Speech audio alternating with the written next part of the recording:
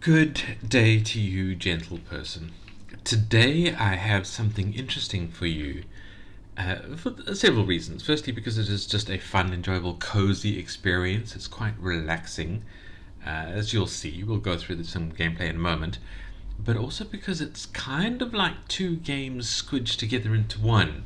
And I find that very interesting. I find that kind of the way forward for indie games is to take two different game experiences and meld them together, but you kind of have to be careful that they do meld and they're not two just kind of weird disconnected game experiences that the player is forced to switch between or disregard one of them and things like that. And it feels to me like this game is a little bit on the edge of that disconnect, that separation. But I'll show you what I mean. I'll show you how where it works and where it doesn't work, in as much as my opinion holds it. So this is Cozy Taxi. That's a little web-based game on itch.io, which is the kind of stuff we like to show around here. So let's jump in and have a look at some gameplay, and then we'll go through some critiques after that in our usual method. Right. So we are started as we run the game with this starting screen. So we have our controls, well, WASD to move around. We're driving a little car around, top-down view. Space to boost, E to interact with things, escape to pause, it brings up the menu, and of course switches us out of full screen because this is itch.io, and then M, which I think just mutes the sound.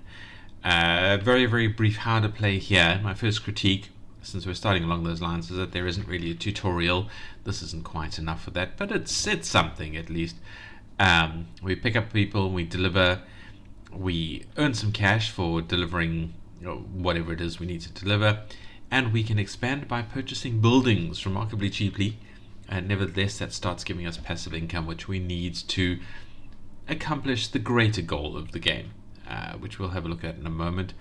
And then there's just a little bit of talking about different vehicle types. There's a lot more than just the three. And yeah, we need to visit the garage to upgrade the taxi and unlock cosmetics. It doesn't really tell you where the garage is, which is my first kind of problem, because of the kind of the lack of the tutorial, the lack of screen explanation. But we'll have a look at that now. So let's click the start, and we have some funky lo-fi grooves in the background, which I do like, I do appreciate. Hopefully it's not causing all sorts of copyright issues. We'll find that out in the future, my future. You'll already be able to see if there is or isn't. Anyway, incoming transmission. Hey there, you're the newest taxi driver in town. Guess what? Aliens landed here last week and told us Mars is amazing. We have to go. Now, our little city has a big dream, sending a rocket to Mars. Drive passengers around, earn money, and help build our space program piece by piece. From a small cafe to a giant rocket, let's make history together. Let's go. Alright, and that's a very weird intro, but it gives us something to look at. So we have a garage shop. Let's go through the UI a little bit. So top left here we have the amount of money that we have, which is 0, and the amount of buildings that we own, which is 0. Top right we have the space program, which requires 16 facilities, and we need to buy them. For some reason we are the one who is running this space program. Nevertheless, we need to purchase all of these items along this chain along here. It will tell us what the next item is. In this case, it's the Rocket Cafe, and will tell us how much it costs. It costs $600, of which we have 0. Now, here we have the lo-fi music that is currently funking in our ears. We can switch to different songs. Let's see if we can find something a little more chill.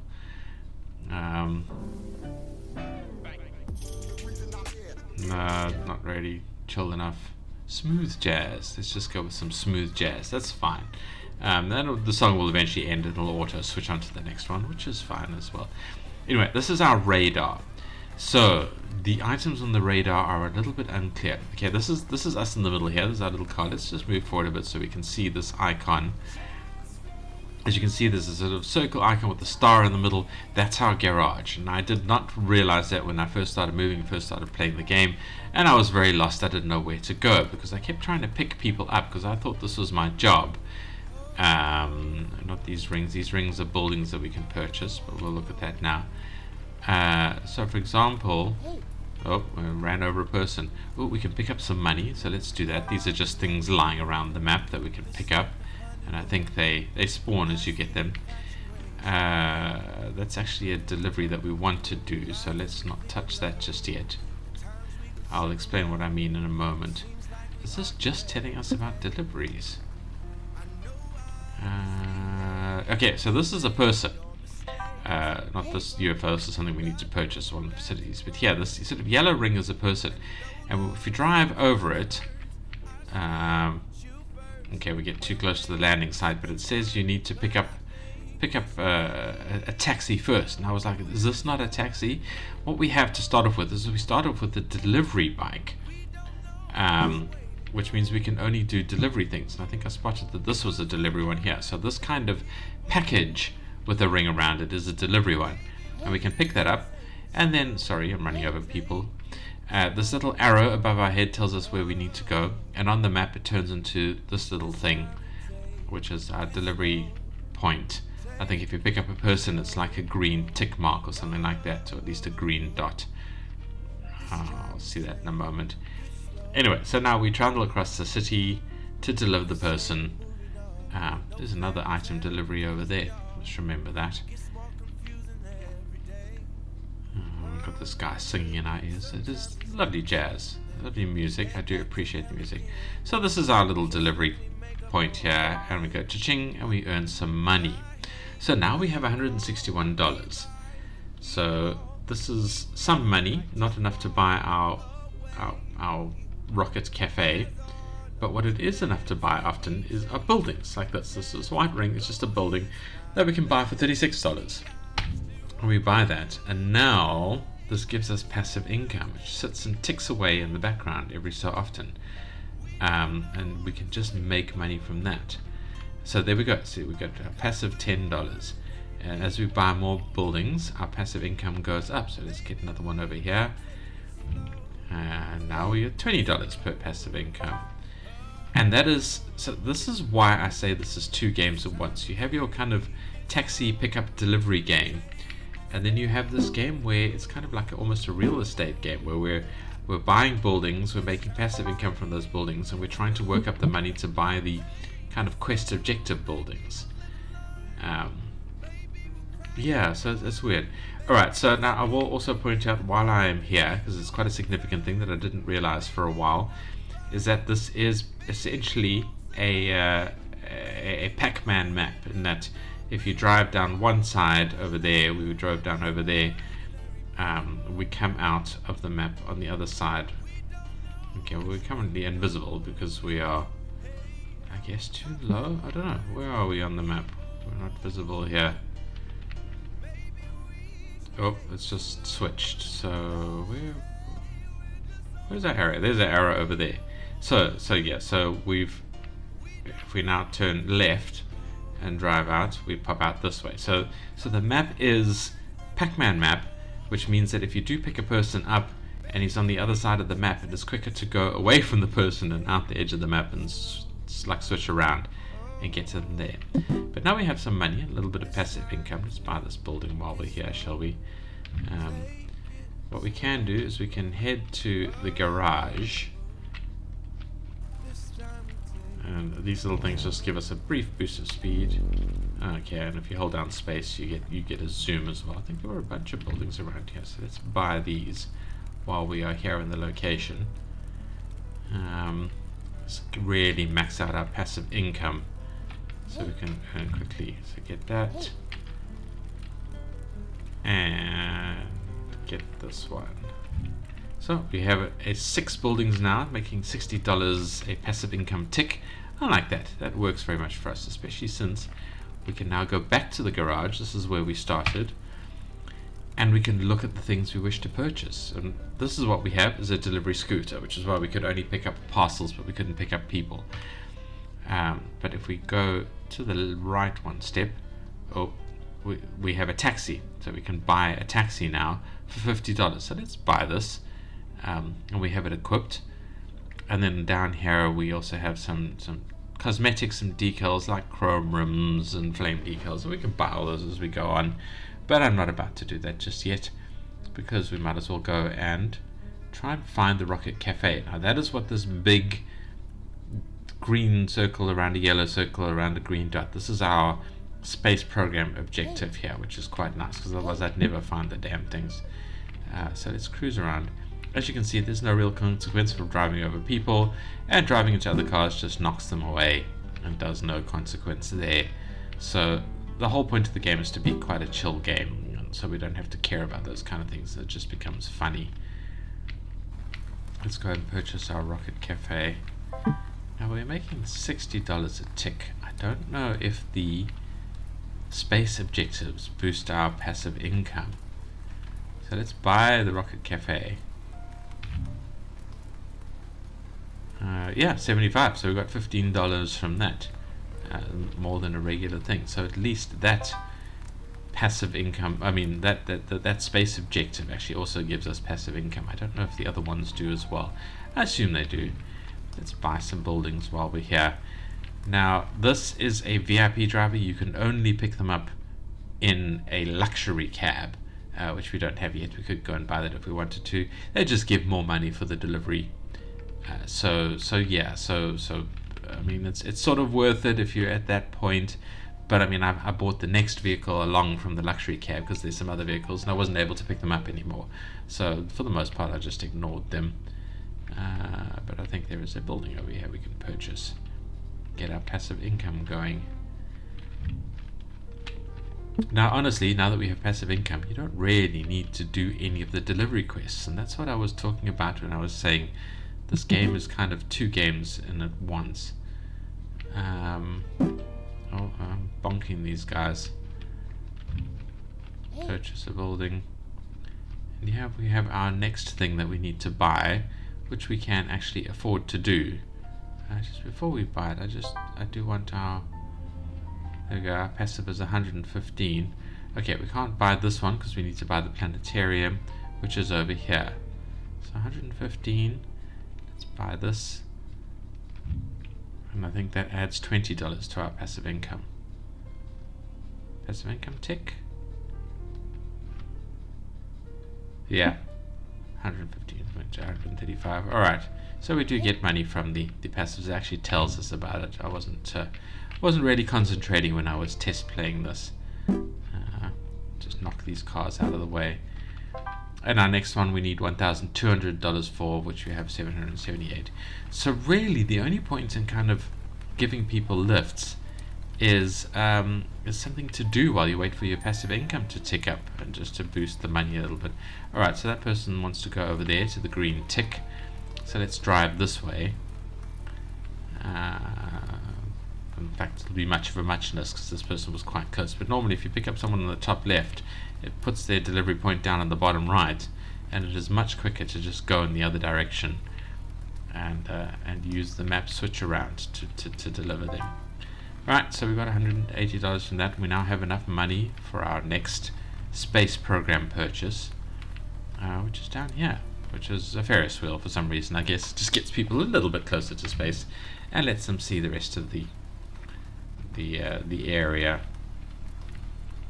Oh, and we can buy these buildings. Driving badly.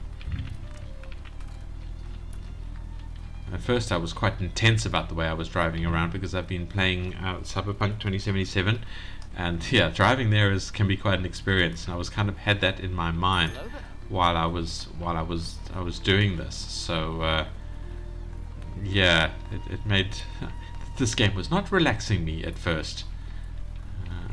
Let's go out this way because it's on the top left. We can go sort of bottom right, as it were. I assume this little progress bar is how much they're going to give you once you deliver them. It is the multiplier of the money because you're taking that long to get them to where they want to go. No, it's another pickup. Where am I on the radar? There I am. This person over here. Cha-ching! $134. Nice. And we do kind of level up in the background. A little thing tells us what level we are as we're driving along. So I mean, you can play it to sort of try and max out the scores and things like that. But yeah, we'll talk about that in the critique for the moment. Let's just go buy one more building that we have the money for.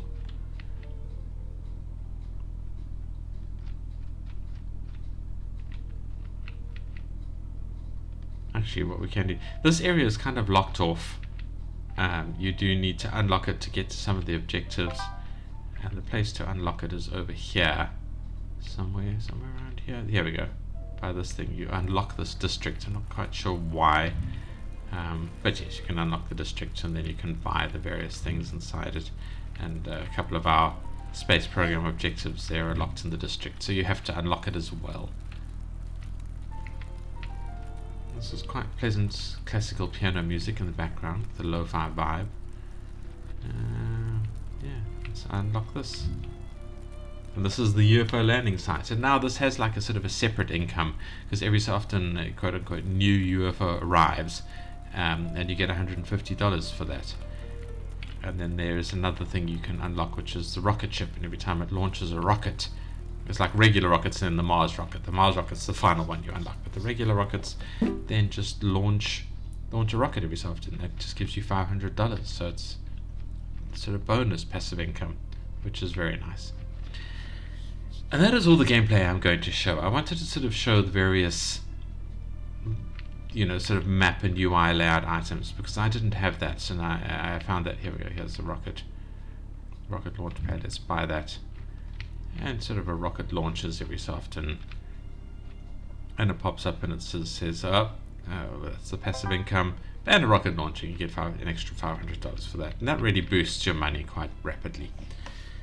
And yeah, so I'm going to leave the rest for you guys to figure out. It's a relatively short game, as you can see. We're about a third of the way through, and you do have to spend some time driving around waiting for your passive income to boost all your money and things like that. So that's when the kind of pick people up and deliver them game becomes a thing that you can do while you wait for it.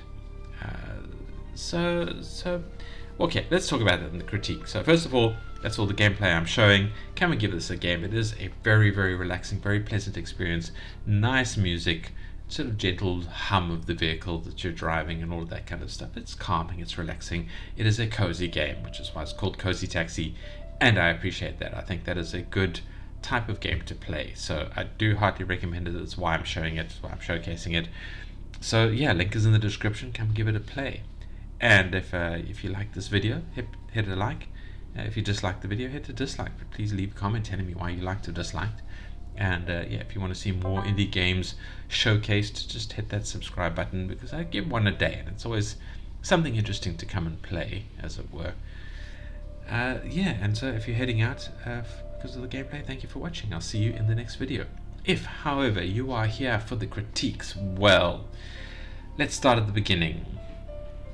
I'm trying to give a kind of a meta critique here. So firstly, this is relatively complicated. There's a lot of things happening here. There's a lot of elements on the UI that kind of wasn't really explained to us, because we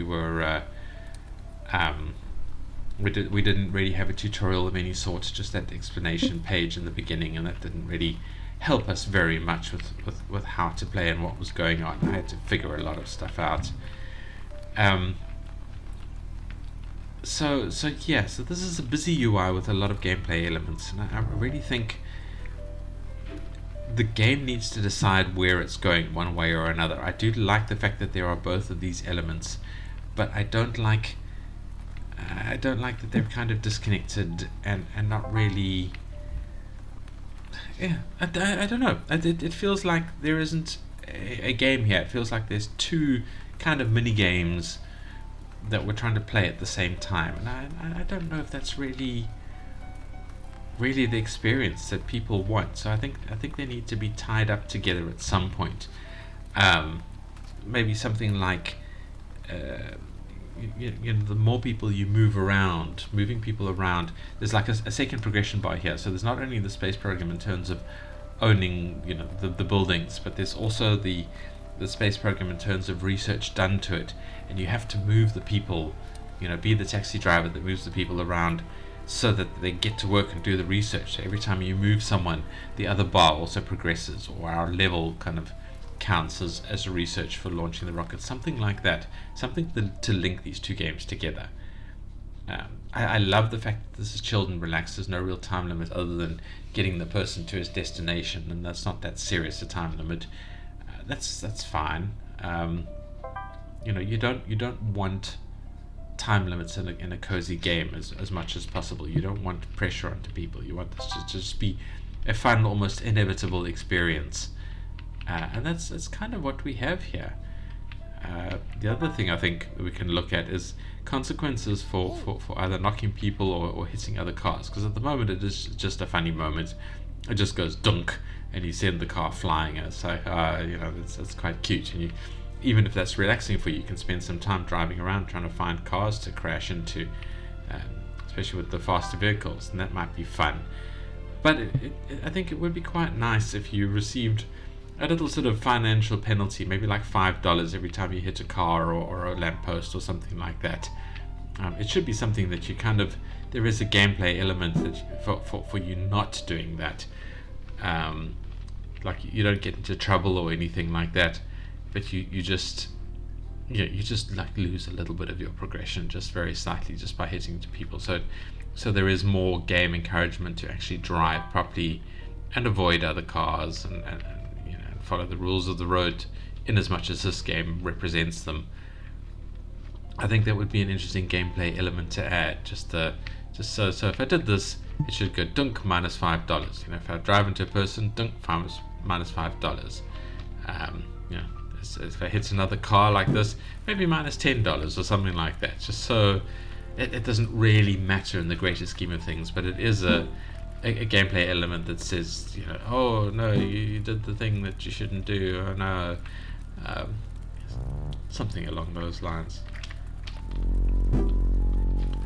That would be my recommendation there. Is just add that little element in, so it still keeps the cozy vibe, but still has some kind of gameplay.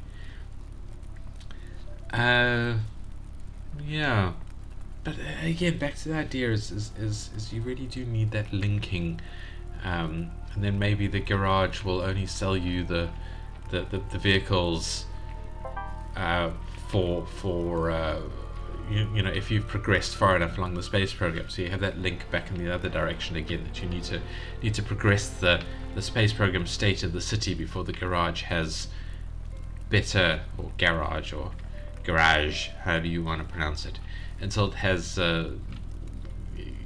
access to luxury vehicles and advanced futuristic vehicles and things like that, based on the research progression. I don't know, more linking of the plot and the storyline together. More details to show how far you've progressed in the progression of the kind of the metagame goal, the space program goal. It's weird that you're a taxi driver who is buying space program buildings. So try and link that together a little bit more in the gameplay, in the game mechanics. I don't know if that's the objective, but I think it would be interesting. Little person walking past as our vehicle rotates. So we have like the sport taxi, which is faster but doesn't handle quite so well. We have the luxury sedan, which is a bit slower, handles a bit better, and lets you pick up the VIP people. Classic cab, I don't know if that gives us any advantage other than just, it's a classic. It handles quite nicely, I suppose. And the electric future, which doesn't really sound like an electric car. It sounds quite quiet, I guess. But it zooms around quite speedily, handles pretty well. It was quite fun. And then back to our delivery scooter that we started with. Just buy the electric future, and then there's like decals that we can buy. It sticks a little bit of orange and racing stripes, racing spoiler, and the neon underglow, which I love. Now I was playing this game on Firefox, and it did struggle a little bit. It kept pausing to obviously do some processing in the background. I'm not seeing that as much in Chrome, so I don't know if Chrome just handles a little bit better. But if you are playing a game, we just leveled up by sitting and doing nothing. Interesting. I suppose it depends on the money that we make. Anyway, so if you are playing it, you are struggling a little bit in Firefox or something like that, try to switch to Chrome or something, just to see if that handles a bit better. It might depend on your hardware and setup and things like that. One browser might be better than the others, depending on what context you're playing in. Yeah, but it's just something worth mentioning there. There are some performance issues. I don't want a Santa hat. But what we can do is we can buy the Santa hat just so that we own all the things, and then we can unequip it if you don't want a Santa hat on top of your car, which I like. That is a nice feature that I'm very, very appreciative of. And then we can buy chrome rims that sparkle a little bit. We can buy sports wheels, which makes them, I guess, a bit smaller, but also sparkling a bit.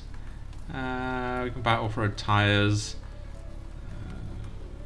Yeah, have we equipped them all at the same time? I guess so. So now we have quite a hefty racing looking car that we can zoom around town and give people a lift if we want, but otherwise let's just head to our buildings and buy them.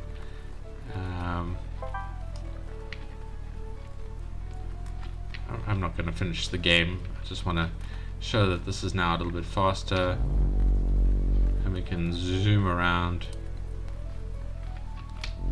pressing spacebar to zoom. Whoa, steering badly. It's by the observatory, and it is now a slowly rotating building, and we can buy this building next to it. Increase our passive income. Oh, more passive income over here. Let's carefully not pick up the person. You see, now I feel no compulsion whatsoever to actually pick up people, because I don't really need to, other than just occupy me, because the things get quite expensive. I think that the top thing you have to pay $50,000 for, and you know, once you've bought all the other stuff, you probably don't have that money. So you know, you just have to wait for the passive income to boost you up. So you might as well do some trips at the moment. But that is really the only reason I felt compelled to drive around and give people a lift. So the whole taxi element of the game became quite pointless. Like, why is this? Why am I driving a taxi? You know, what is going on? I don't know. Anyway, that is my feeling on the game. Other than that, I think it's fine. We can press M to mute the music. Okay, so that is just the music. We're still driving the sound. So that is the mute there. Which you can't unclick with the mouse button. Oh, if you move the slider bar, it brings it back again. Okay, interesting. You see, again, that's not really explained to us anywhere other than press M for sound or something like that was the control. Yeah, this is a very, very good game, very, very pleasant game. I enjoy playing it, but it does need some quality of life elements, just and some linkage between the two game types. I think that is quite important to have. Yeah, and that really is my main critique. I'm not really going to talk about the rest too much. I think this game is beautiful. I think it's comfortable to play. I enjoyed it greatly, and I do heartily recommend it. And yeah, I'm going to say at that point, thank you for watching. I hope the devs appreciate me having a look at it, and I hope to see it continue to expand and grow and become an even bigger, fancier game. I would love to see that. So yeah, at that point, I'm going to say thank you for watching, and I hope to see you in the next video, and goodbye.